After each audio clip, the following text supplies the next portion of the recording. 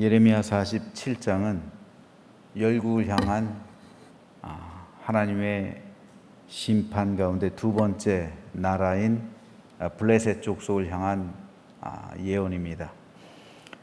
비록 7절로 짧은 장이지만 여기서는 블레셋 족속이 완전히 멸절하게 될 것이라는 예언을 담고 있습니다.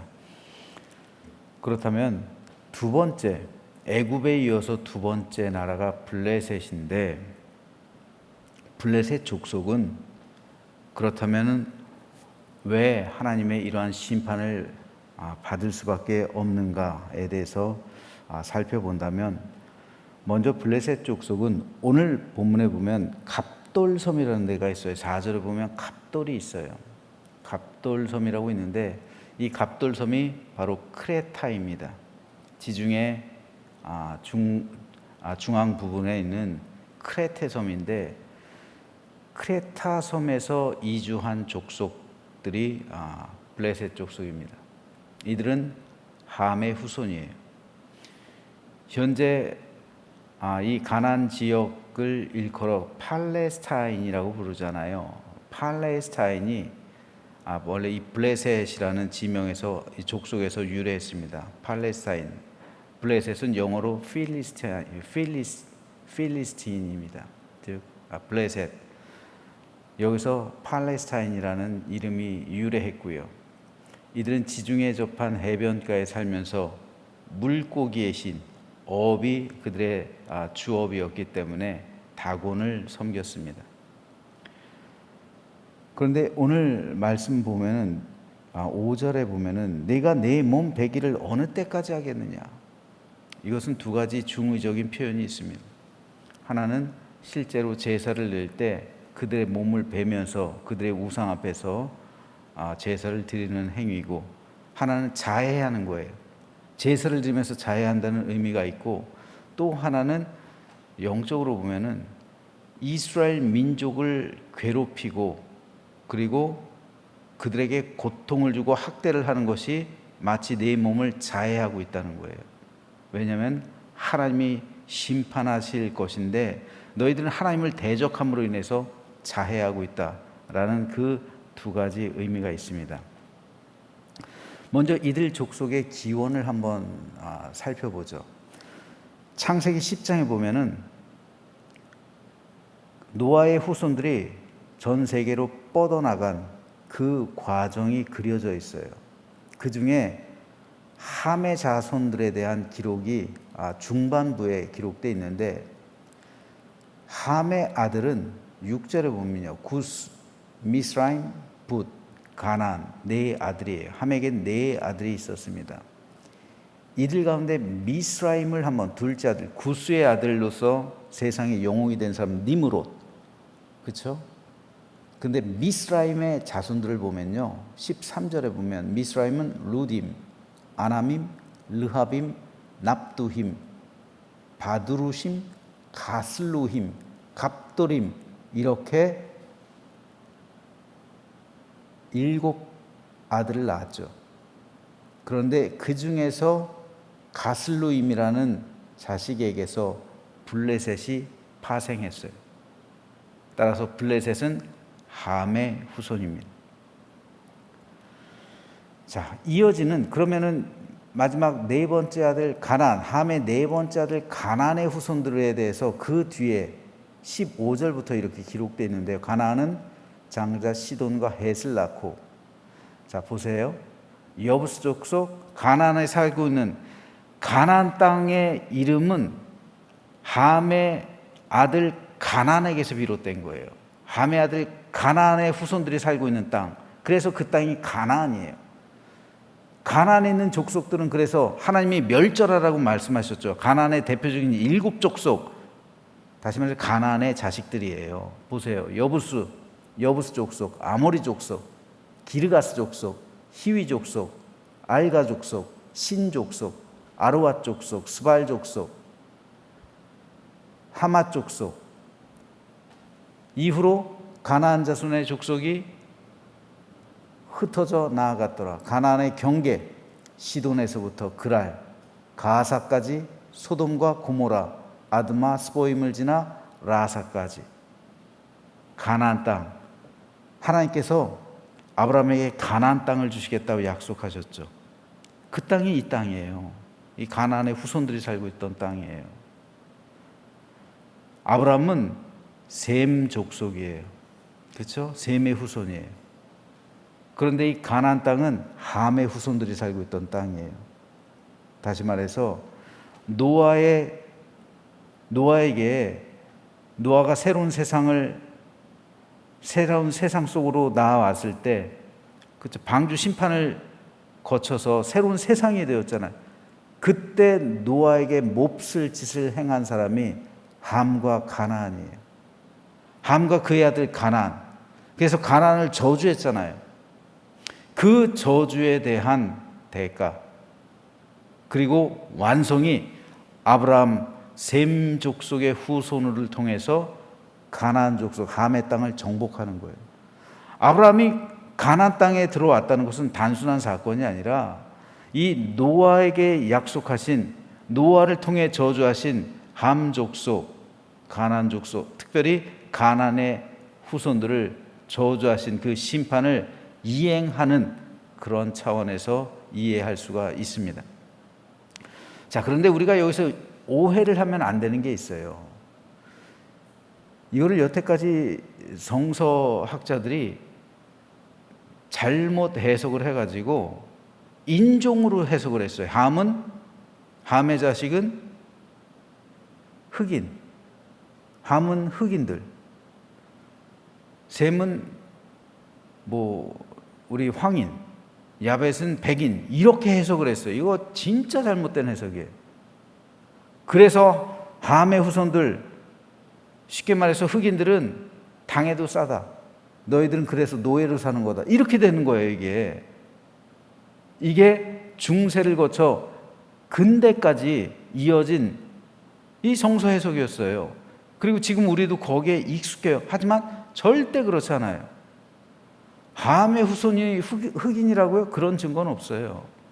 물론 함의 후손들이 살고 있던 아프리카 땅, 그리고 지금 이 가나안 지역, 여기까지 흑인들이 많은 것은 사실이지만 그렇다고 해서 꼭 이들이 흑인이라 단정 지을 이유는 없어요. 왜냐하면 블레셋을 통해서 우리가 그것을 역사적으로 발견할 수가 있어요. 사진 하나 보세요. 이게 블레셋 사람들을 부조해서 발견한 블레셋 사람들에 대한 그 조각이에요. 한번 블레셋 사람의 이 형태를 한번 보세요. 이게 흑인입니까? 백인이에요. 블레셋 사람. 그렇죠? 콧날 보세요. 콧날이 저렇게 오똑하고 지금 현대 백인의 모습하고 똑같지 않아요? 실제로 크레타, 블레셋 사람들이 이주해 왔던 크레타는 백인 지역이에요. 그런데 블레셋 사람을 함의 후손으로 소개하고 있잖아요. 성경이요. 그렇기 때문에 함이 꼭 흑인이다 라고 생각해서는 안 되는 거예요. 블레셋은 백인입니다.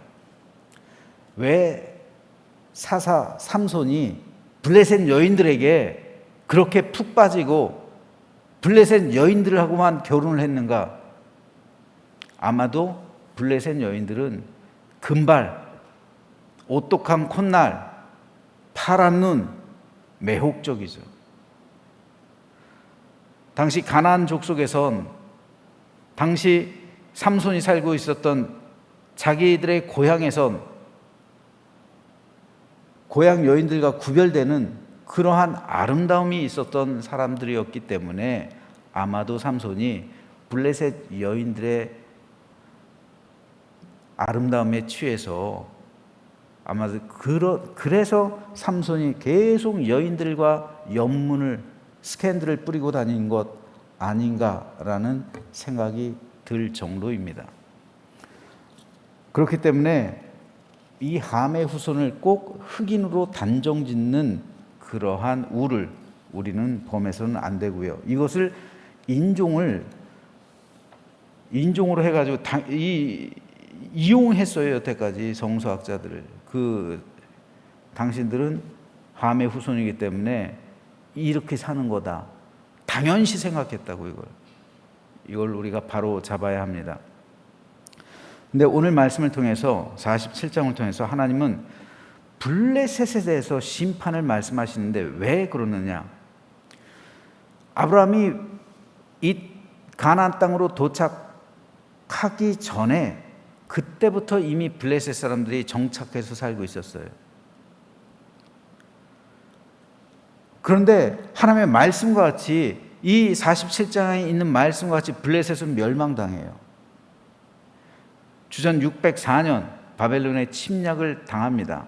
그때로부터 이어지는 전쟁을 통해서 블레셋은 나라가 망하고 민족이 흩어지게 돼요. 그리고 그때 이후로 역사 속으로 사라져요.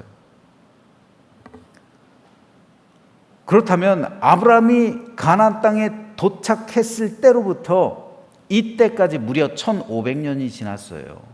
1500년 동안 블레셋과 이스라엘 민족은 국경을 맞대고 살았단 말이에요. 블레셋 족속은 해변가, 그리고 그 바로 옆이 이스라엘 민족이잖아요. 이렇게 1500년이 넘도록 국경을 맞대고 함께 살아왔던 사이가 바로 블레셋 사람들과 이스라엘 민족의 사이였어요. 그래서 성경에는 블레셋에 대한 예언이 많이 나옵니다. 오늘 본문을 기록하고 있는 예레미야 선지자뿐 아니라 이사야 선지자도 그랬고요. 아모스, 스바냐, 에스겔 모두 블레셋에 대한 심판을 예언하고 있어요. 왜 그럴까요? 왜 하나님은 선지자를 통해서 블레셋에 대한 예언을 그 심판을 말하라고 그렇게 예언을 남기셨을까요? 그것은 하나님의 구원과 사랑을 블레셋 사람들에게도 보여주시는 거예요. 여러분, 말이 쉽지 무려 1500년이 넘도록 국경을 맞대고 이웃 국가가 함께 있다는 건 이건 굉장히 쉽지 않은 일이에요. 근데 블레셋과 이스라엘은 1500년이 넘도록 국경을 맞대고 함께 있는 거예요. 그렇다면 블레셋 나라와 민족, 하나님의 구원이 꼭 이스라엘 민족만을 위한 것이겠습니까? 하나님은 이스라엘을 제사장 나라로 삼으신 거잖아요. 제사장 나라로 삼으셔서 그 제사장 나라의 복음을 다른 민족들도 받아들이고 그들도 제사장 나라의 백성이 되게 하는 것, 이것이 하나님의 구원 계획이었잖아요. 그렇다면 이스라엘과 가장 가까이에서 그리고 가장 오래도록 국경을 맞대고 있는 블레셋 사람들이 복음의 최우선 선포지였던 거예요. 블레셋이야말로 가장 먼저 복음을 전해야 될 그러한 족속이었던 겁니다. 이웃 국가였어요. 그들이 하나님을 믿고 그들의 다곤신을 버리고 하나님께로 돌이킨다면 블레셋 민족 역시 하나님의 백성이 될 수 있는 겁니다. 그런데 그들은 1500년이 넘도록 이스라엘 민족과 국경을 마주 대하고 있으면서도 하나님을 믿는 믿음을 가진 게 아니라 오히려 이스라엘 민족을 핍박해요. 하나님을 대적했다고요. 그러니까 오늘 본문 5절에서 내가 내 몸 배기를 어느 때까지 하겠느냐, 하나님을 대적하는 거죠. 자기 몸을 자해하고 있다고요.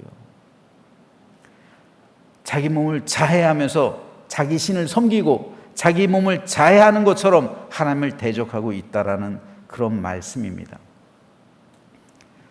끝내 그들은 하나님의 말씀을 받아들이지 않은 거예요. 예언자들을 통해서 하나님은 수많이 그들에게 복음의 메시지를 전해주셨지만 하지만 그들은 끝내 믿지 않았던 겁니다. 그래서 하나님의 심판을 결국 당하게 되었습니다.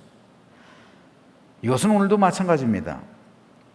블레셋의 멸망은 오늘에도 이어지고 있는 거예요. 이스라엘이 하나님의 교회라면 블레셋은 세상입니다. 이스라엘은 제사장 나라요. 이스라엘은 제사장 나라가 되었죠. 그리고 블레셋은 제사장 나라를 핍박할 수도 있고 또는 제사장 나라를 통해 구원받을 수도 있어요.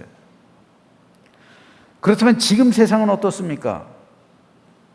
하나님의 교회를 세상이 받아들여서 하나님을 믿고 함께 구원받은 주의 백성이 될 수도 있죠. 교회는 이것을 위해서 선교를 하잖아요. 하지만 반대로 세상이 하나님의 교회를 핍박할 수도 있다는 거예요. 그러므로 하나님은 종말의 때 하나님의 교회를 핍박한 세상을 심판해 주시는 겁니다. 지금 세상을 사람이 주관하는 것 같지만 결국에는 하나님의 섭리로 모든 역사가 종결됩니다. 그리고 이것은 성도 개인에게도 동일하게 적용되는 말씀이에요. 우리 성도, 개개인 한 사람 한 사람이 전하는 그 말씀을 통해서 내 이웃, 그리고 내가 접하는 사람들, 그들이 구원을 받을 수도 있어요. 하지만 반대로 그들이 나를, 성도를 핍박할 수도 있다는 말입니다. 내가 대하는 사람들이, 오늘 내가 살아가는 삶의 현장에서 내가 만나는 그들이 나를 핍박할 수도 있다는 거예요. 내가 그들에게 전하는 말씀을 통해서 그들이 구원받을 수도 있지만 반대로 그들이 성도 개개인을 핍박할 수도 있다는 말입니다. 그렇다면 그들이 그 핍박을 가한 그 행위에 대한 심판을 반드시 받게 될 것인데 그것이 바로 우리의 종말이에요. 악인의 종말은 결국 하나님의 심판이라는 말씀입니다. 이것보다 더 끔찍할 것이 어디 있겠어요? 그러므로 성도는 늘 언제나 늘 가까이에서 우리와 함께 하시는 하나님, 내 편이 되어 주시고 나를 대적하는 자를 심판하시는 그 하나님을 믿어야 합니다. 이것이 성도의 특권이에요. 그러므로 우리가 오늘 하루 살아갈 때 우리 하나님께서 나와 함께 하시며 내 편이 되어 주신다. 그리고 하나님의 선하신 눈길은 온전히 교회를 향하고 있고 교회를 통해서 지금도 세상의 복음을 전하시고 그리고 세상을 구원하시려 하지만 하나님의 교회를 대적하는 무리가 있고 그리고 하나님의 성도를 핍박하는 사람들의 종말은 결국 오늘 본문에 기록된 블레셋과 같은 심판이라는 사실을 우리가 다시 한번 깨달으며 하나님 앞에서 올곧고 바르게 믿음 생활하며 그리고 하나님께서 내 편이시니 누가 나를 위하리요? 누가 나를 위해하리요? 라는 사도 바울의 고백이 오늘 우리의 믿음의 고백이 되어서 강건하게 하루하루를 살아가시는 우리 모두가 되시기를 주님의 이름으로 부탁드립니다.